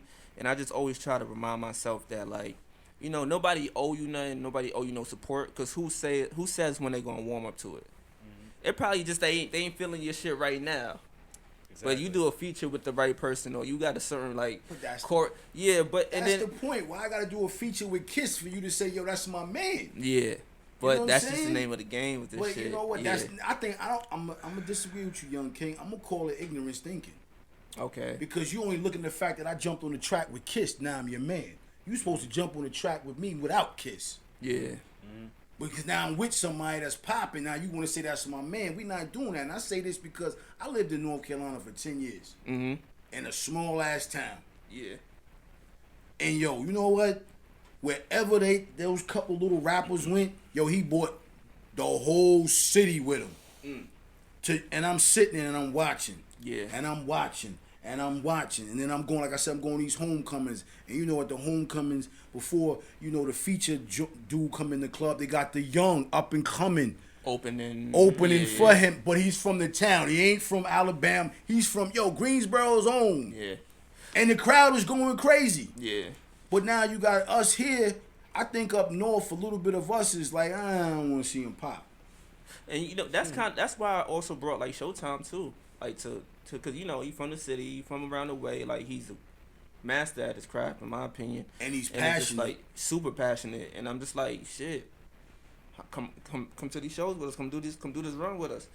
And not for nothing, if I ever do or when I ever do like a real like Twon Don tour circuit, I love to bring some cats from the city on that road with me. But I feel like you would do that, but I feel like their craft got to be where it need to be. You're not just going to bring somebody just feel like, yo, I'm on Wild's Corner and I'm spitting and I'm just the shit. And that's nothing against none of the Wild's Corner fellas. I love y'all. So I'm not talking about y'all. I'm just talking in general. Because cats say they rapping all the time. Yeah. But are you really rapping? Right, or are you just acting? Yeah. It's a difference. Yeah. Are you writing? Are you studying? Are you doing your homework? Are you waking up 3 in the morning, jotting this thing down and hit your mind? You know what I'm saying? Because I wake up 4 in the morning. My wife came in the room and said, "Yo, what you doing?" Yo, I'm networking. I'm in somebody's DM. Yo, what's up? You interested in coming through? Right. Yeah. It's 4 in the morning. I ain't even brush my teeth and get ready for bed. Get ready to go to work. But let me hit this person right now. So the first thing they see when they wake up at 6, because I'm up at 4, that, this Brown Table Podcast is in their DM. 4 o'clock. You know what I'm saying? And I feel like everybody just want, I'm rapping, bring me with you. Yeah, but you're not serious. You know what I'm saying? About the craft. And I feel like, I heard it from a lot of people, like, we'll throw a party, we'll do all that. You'll come to a party. But if I try to say, pay this money to come sit at this table with us because I got these other people that's going to give y'all game, you don't want to fuck with it. Because you feel like, what, you making me rich or I'm putting money in your pocket? Nah, I'm trying to uplift y'all so you can have a more understanding. So I'm bringing a whole group of people together so you can learn game. And I feel like a lot of people don't want to learn. People don't want to tell you, I don't know. Yeah, and and that goes into what a little bit I was saying earlier about the homework part of it, right? That's it's like what I'm saying. like do that homework and don't be afraid to ask questions too, cause I like honestly. When he first put me on to like investing and shit like that, I was hitting everybody that I kind of knew that was like really deep into that shit on some like 101 questions. I swear they was probably getting like super annoyed with me. But if I don't know something, I'm asking all day. You know what I'm saying? Like same thing with me learning how to sew and shit like that. Like YouTube University, I was on that shit all day, just like watching mad different videos, calling my mans who went to FIT. You dig what I'm saying? Like, can you give me some tips? Come through to the studio. When we had a studio in Jersey at one point, we gave it up last year. So much memories in that spot. But I was like, come to the studio and just show me how to fuck with this sewing shit a little bit. Because I think the whole, being afraid to ask questions, that shit come from, like, thinking that you know it all. Thinking that, like, I don't need nobody. I just figure this shit out. Whatever. Like, nah, if I don't know some shit, I'm asking. 100%. And if I feel like you giving me a bullshit answer, then so be it. I take some shit with a grain of salt and then go do my homework with the shit. But a lot of individuals don't want to ask because they scared. And I'm gonna say this with all due respect. It's the ignorant mentality. I don't want him to feel like I came to him because he thinking that John gonna be like, yo, Shy called me and asking me about such and such. I don't give a fuck what you think. I don't give a fuck Excuse about my none language, of that shit. you know what I'm saying? But I don't, what's up, bro? I don't know. Can you please direct me into where I need to go? Because I'm going to say this here. I'm going to be on your neck. Okay. Calling you like, yo, you know what I'm saying? Because I want some things done. Bro, people are just so scared to take the first step. That's what it is, right? Right, but nobody wants to do that. But you quick to call me and say, let's take 100 bricks out of town. That's a crazy call. You know what I'm saying? When I was incarcerated, the OG told me this. He said, we put more energy into doing negative than we do putting positive. Yeah. And he said, that's why we all sitting here talking. He said, think about it. Half of us still sitting here talking about a way to do some dumb shit that is going to bring us right back in here instead of sitting here saying, what's not going to bring us back here? I got control. I think you just said the solution. OGs. As soon as I heard OG, a lot of people got OGs on me. My pops is a Harlem dude, street dude, but he always had people around me, family that was OGs that could sit me down and listen to him. Just had a conversation. And I grew up with that respect to have my ears open and just be quiet. A lot of people not quiet. And just have your ears open. Right now I'm getting game from you. Quiet. But I'm getting game from y'all. Yeah. So OGs, man, people don't got OGs no more. Look, these young cats don't listen. Or I feel like the OGs, and I'm gonna keep it real, and I'm gonna say this on some ignorant shit. I say that because, you remind me of your father. Why you ain't living up to his legacy? Meanwhile, his father's dead or in prison doing life. Why would I want you to live up to that legacy of being incarcerated, being dead? I want you to be greater than your father. You know what I'm saying? So that's what I feel. You know what I'm saying? But that's just my opinion. You know what I'm saying? But UpperClass, man. Y'all, man, just sitting here with y'all for the first time, all of y'all, because this is I'm gonna say it again, I want my audience to know I don't know these brothers. Yeah. This is our very first conversation. And I feel like I've known y'all for a long time. You know what I mean? And I'm inspired by y'all. Yeah, man. Each and every one of y'all in this room. You know what I'm saying? Appreciate that, yeah. And thank you. And Of course, man. Of course. Keep enlightening us, man. Yeah, you know what I'm saying? gonna do everything in my power to do that. Real talk, cause you know we got a lot of things in store, especially for like this year, especially like in the sense of like dropping these records. You know, I want to be that guy that I don't want to sugarcoat the journey in this game, and I don't want to sugarcoat like what it takes to kind of like make your mark. Do you feel like in people this do game? that a lot? Yeah, I think with Thank the you. interviews, Yeah. I think with a lot of cats do interviews, they tell you, yo, just keep working hard, but that ain't it, man. That ain't it, man. You know what I'm saying? Like, there's little ways, there's little things along the way of the journey that like helped a lot of shit. You know what I'm saying? Even just in the sense of like taking a loss. my mom. We're not taking a loss, but in the sense of like even like my mom's being in the industry, I was like you said, I already got a little head start from that. You dig what I'm saying? That was Versus a the blessing. kid who just wake up one day, and I don't want to sugarcoat, and I don't got no shame in saying that shit. You know what I'm saying? Cause my mom's put in work in the industry Right. and like carved that out for me to kind of be able to like still. And you know, she didn't fall force back you to on be in the industry. at all. You dig what I'm saying? It was my choice with the shit. So you know, I was grateful to have like the team that believe in me. And they able to like, they willing to like just go out on a limb for me and shit like that. Everybody don't got that shit. You know what I'm saying? Not saying like I still wear a lot of hats myself too, but all these things factor in. It's not just work hard and stay dedicated. It's not about just writing 100 records and putting them out. It's if we want to really get deep, like this shit all come down to even just how you market yourself. You know what I'm saying? How you carry yourself. You know, just having like what kind of sticks out about you. It don't got to be like a look or it got to be like anything about you like feature wise. Just like how you carry yourself in interviews. How you probably communicate with your audience. You know what I'm saying? Like how you probably communicate with your hive, as they may say, whatever case may be. You know, type of following you trying to build. Like just it's a whole bunch of little things that go into it. That's just bigger than like. Yo, just put out songs, Right. Because the music is probably 20% of this shit. Right. Keep it all the way 1,000. Other shit is, you know, the business side of it, the marketing, the connections, getting lucky. Yeah. A lot of this shit came. I was lucky with a few things. Timing. I'm gonna call it a blessing. Yeah, you know what I'm saying? Like timing too. But if you show up every single day, the chances Your of you getting lucky increase Right. exponentially. But I don't really yeah, call like, it luck because at the end of the day, I call it a blessing because you're only gonna get what you put forward to. Right. So if you showing up every day, this shit we bound to get to that door. Yeah. You know what I mean? But if I'm showing up Tuesday, then I'm missing for 3 weeks, yo, we have made no progress. Nah. You know what I'm saying? And it's funny, you just said something to me about branding and marketing, and you younger than me and you telling me this. But somebody that's older than me told me this the other day too. He said, yo, bro, you know, you gotta watch certain things.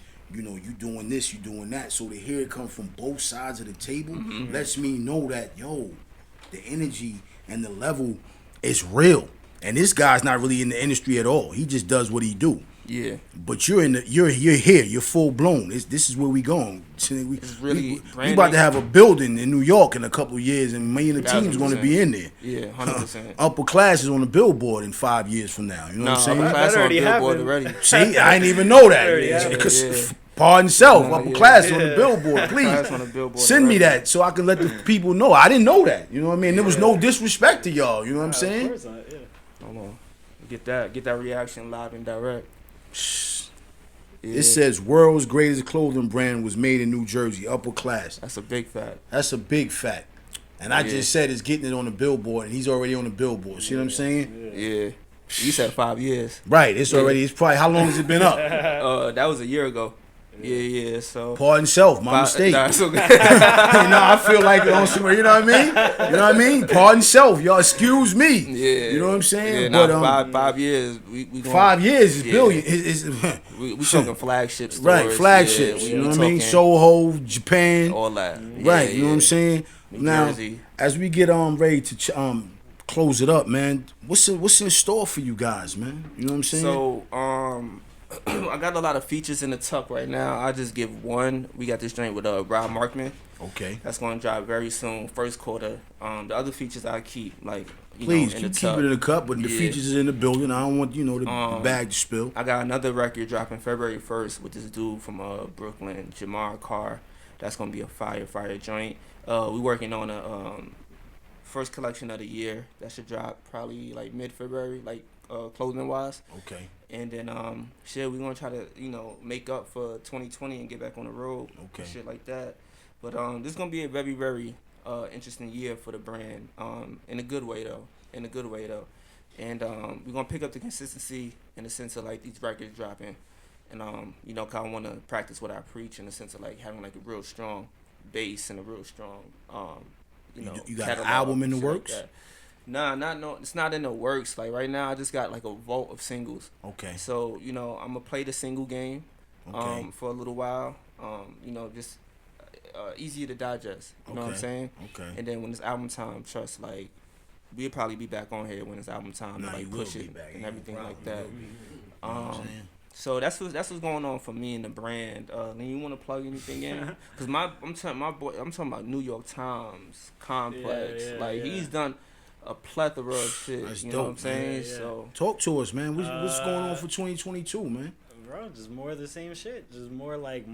I'm an illustrator. Like, that's exactly what I do. Let the people know exactly what you're doing. Because I don't think, matter of fact, they don't know what you're doing. Yeah. So please, let's give us a little rundown of who you are. Yeah, all right, well, again, my name is Liam, just to refresh your memory. But, I do illustration. That's what I do. So, like Twon said, I've done illustrations for, like, the New York Times, the New Yorker. I've been doing shit for Complex since I was, like, 19 years old. Like, that's what I do. I just draw. Like, a lot of kids, like, draw when they're younger. I just never stopped doing that shit. Okay. So, that's what I do, though. And, like, honestly, I managed to make a career out of it.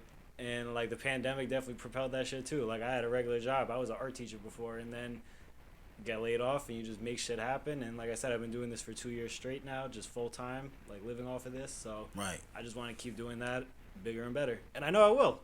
Because the same way as Twon, like, we just show up every fucking day. Like, I don't have an option. Like, this is literally who I am. Like, even if no one was paying me to be doing this, I'd be doing it anyway. Well, let the people know where they can find you. Give them your Instagram, your information, because I want to work with you. I need your information. Yeah. But let the people also know, you know what I'm saying? I got a long-ass Jewish name, but... my Instagram, you can find it at Eisenberg Illustration. That's it. And I'm sure we'll have that shit typed on the screen somewhere at some point. But okay. Eisenberg Illustration, that's all you need to find me. Or you can just Google me, Liam Eisenberg. Plenty of shit will show up. Okay. And I wanna shout out my engineer, Plan B, Brandon, Plan B 85. Hold up, time. He does. Stop. Yeah. I just reached out to him and said I need you on the show. Nah. I literally just reached out to him yesterday. He liked the pitch that I posted. I'm like, who's this? Once again, I'm getting these different, not to, stop what you're saying. Mm-hmm. I literally just hit him in his DM and said, yo, bro, I love what you're doing. Can you please, let's sit down. Plan B 85? Yes. Wow. He was playing the piano in his house, on his Yeah. keys or whatever. He was playing the keyboard, and I just heard one shit and went through his page at work. I said, yo, I got to hit him. Yeah. And I just reached out. He said, That's yo, let's crazy. do it. That's crazy. So continue on. You know what I'm saying? Small world. I want to shout him out. He mixes and masters all my records. Okay. Like everything you've heard, like probably when you went through the catalog, he's done it. I only did only mixed and mastered one of my projects called Cheers to Us All, and then I just handed the baton right back to him. Okay. So yeah, I want to give him a shout out, and I want to shout out my barber, Day, from the shop in Englewood. Right. Because I texted him last night. I said, y'all got an interview tomorrow. I know it's last minute, but I need you to clean me up a little bit. And he did that for me this morning. Shout out to Yeah. him. Shout out to my barber Jew for tightening me up too. Cause I had to hit him like, yo, you're not booked. Like I just showed him on looking crazy. Yeah, shout out to him too. Yeah, you know what I'm saying. Shout out to the team. I don't want people thinking my shout out, so just like I'm forgetting anybody. Right, But I know those how two that go. was like I had to be specific. About So with that. the you about to hit the road. Any particular spots you want to hit personally that you would love to go to personally? Yeah. I definitely want to go back to Canada and make up for what we were supposed to do in 2020 because we had a show in Toronto. I only been to Toronto. I never performed in Toronto. Okay. So I definitely want to do Toronto again. I love to go out to LA and do something out there in LA. 'Cause I got a nice audience out there, and then overseas, lo and behold, in Australia, I got a nice little following too out there that fucks with me, and then you know, I go wherever you know. It's official. It's official, and I'll be welcomed. I'm willing to go, but those are some places I kind of want to make up, you know, for 2020. Yeah. Okay. And then, you know, just ain't nothing like performing in New York too. I see you rip SOBs. I had to go I had to go literally, and I sat there and I said, this young gunner, because that's such a legendary stage. Right. So to get that under my belt, and you know what it means. So to get that under my belt, that's called you. That's history and homework, and that I gotta get the SOBs. Got to. Now, to. I'm gonna hit you with something right now before we close out. Yeah, what's up? The Freestyle Fridays and the Fitteds. The Freestyle Fridays and the Fitteds. One of my young dudes said, yo, this kid used to do the Freestyle Fridays, and he used to have a different fitted on every time. Oh, nah, it was a different jersey. Different jersey? It's a different jersey. Okay. Yeah. Damn, what the fuck? Yeah. That's a throwback. See, I did my homework. I said, I'm going to hit you with this at the end of the show. I did my homework. Oh, my team did a little homework. He said, yo, the kids just spit. Yeah, that's crazy. That's crazy. Yeah, we was on a little streak. Yeah, and we just switch it. It'd just be a different jersey. Right. He said the fittest. I guess, Tom, you know. He used to film them shits. My boy. Yeah, Freak Malik. Yeah, he used to just film them shits for me. Where did that come from? We were just like taking niggas beats, because it got real like SoundCloud, everything started getting real strict with like using other people's beats. Okay. It was like, you know, before mixtape shit, you just use somebody's beat and then just go ape shit. Yeah. Mm-hmm. And then SoundCloud used to be cool with it though. But when the labels started getting involved and everything, like, they got it a little strict. So we just took the shit to IG. IG is doing that now. Like, sometimes you put up music that ain't yours or whatever, then they, you know, notify you or take it down or whatever. But we just translated it like, yo, fuck it. We gonna, you know, find our own way with it. And rock that out. Shit every Friday, yeah. And then just go crazy. And just went crazy with the shit. And that shit helped pick up a lot of traction. Damn, what's the name of them dudes? When we went up to YouTube, Team Backpack. Team Backpack, yeah. It was so much that this brand or this like site, their whole cipher is called Team Backpack. They had me do something, and then when they uploaded, I think they uploaded 4th and Inches too, right? That shit did like 1 million. It did the most. It did like 1 point something million on their platform, and they had us come up to the studios and YouTube, and like see how we can move forward with doing more shit. Wow. Yeah, so that freestyle shit led to like some whole other like opportunities. Really fire. I'll go back to what Liam said before. He being nice, man. I'm a fan of DJ Clue. I'm a fan of them Friday night freestyles, and this was at the time when Jada Kiss was doing a lot of things on I-97. Oh, see, I be forgetful though. Yeah, Go ahead. I'm probably when it comes to me, man, I'm hip hop story. My favorite rapper, AZ. I love all that type of stuff, man. So, and I know how well he can spit. My belief in him is top tier. So I was like, man, just do that to him right quick, man. Switch the jerseys, do the videos. Let's kill him. And then let's be done with it. Yeah. Just like Jada did that and went back to putting out a good album. So that's really the plan. That's more because then we did this joint with DJ Jazzy Joyce. Yes. Okay. Yeah. And I did some shit over the ice cream joint. The Wu-Tang and just like annihilated that shit. Yeah, so I just like be like forgetting certain shit. That's we had Jazzy Joyce in the studio with us. Right. She was there recording. And she's been around a lot of legends. Yeah. Shout out to Jazzy, you know what I'm saying? Definitely good people. Shout out to Jazzy. You know what I'm saying? That's dope, man. But I did my homework. Yeah, I wasn't gonna just bring that up. I said we gonna chop it up, but I'm gonna hit him at the end with that. You know what I'm saying? Yeah, because that. My man was like, yo, that shit was classic. Mm-hmm. Yeah, cause we was consistent as fuck with that shit. You know what I'm saying? He said, yo, that shit was classic. You know what I mean? And he remembered that. See, I never even, I'm gonna keep it a buck. You know what I mean? But for him to remember and put me on to like, yo, and then I'm, oh wow, like shit. Yeah. You know what I'm saying? Like, that's what. Yo, honestly, man, and I'm gonna say it 110 more times, man. What y'all doing is so inspirational and a breath of fresh air that we don't get that, man, too much, man. Yeah. You don't. Yeah. You know what I'm saying? You don't. He believes in you. He believes in you. He believes in you. You believe in yourself, but you believe in them. You got most people that's the front man don't believe in their own team and just looking for a bunch of monkeys to have swinging around the fucking jungle. Yo, go get this, go do that, go do this, go do that. But it's like, nah. Yeah. Yo, my man, I need you. Yo, please, can you? Thank you. You don't, yo, people don't understand. Thank you, please. I appreciate you. Goes a long way. And that's what's in your circle that I see. And I don't even been around y'all for 2 hours. Yeah. But I know that's like, yo, good looking out. I appreciate that. I needed that. Good look. Oh, shit, like you just did. Yo, I forgot about that. Damn, my mind. Yeah. You know what I'm My shit saying? be rumbling. And y'all, man, what y'all doing, man? Thank you once again to each and every one of y'all. Man. Thank of you. Of course. Yeah. Thank you. I appreciate y'all, man. Yo, we got the brothers on the side. I appreciate y'all. Let them know your names. All right. Mel Boogie, shout out to the team, man. You know, y'all can't see them, but they in the building. That's what I like to see, man. Yep. Y'all know what it is, man. Any last words you want to give the people, man?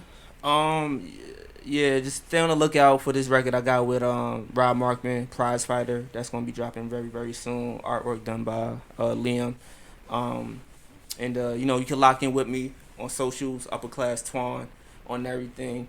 Twitter, Instagram, fuck me on TikTok, you know what I'm saying? How can we get the UpperClass? Now we're gonna get to UpperClass International, but it's INTL. So UpperClass, INTL.com. And we working on our next collection right now. That should be dropping, like I said, like mid-February. And please, around there. Please let me know so I can let my peoples know. Yeah, I got you for sure. Right, 100%. You know what I'm saying? Yeah. I appreciate y'all brothers, man. As we get ready to close out, episode 18 was epic. I got the young prince of the city. I got the team, the unit. Yes, sir. Yo, watch out for him. Yo, you know what it is. We had the to give round you a table. good one for the city, man. Yeah, that was my biggest thing. I was like, we gotta give him a good interview, man. That's what I'm here for, 100%. man. That's what I'm here, man. You know what I mean? Shout out to We Out Travel. You know what it's powered by, man. Lock in. It's loaded. See y'all next week. It's your boy, the voice of the coach and the voice of the city. I'm out of here. Love is love. Yeah.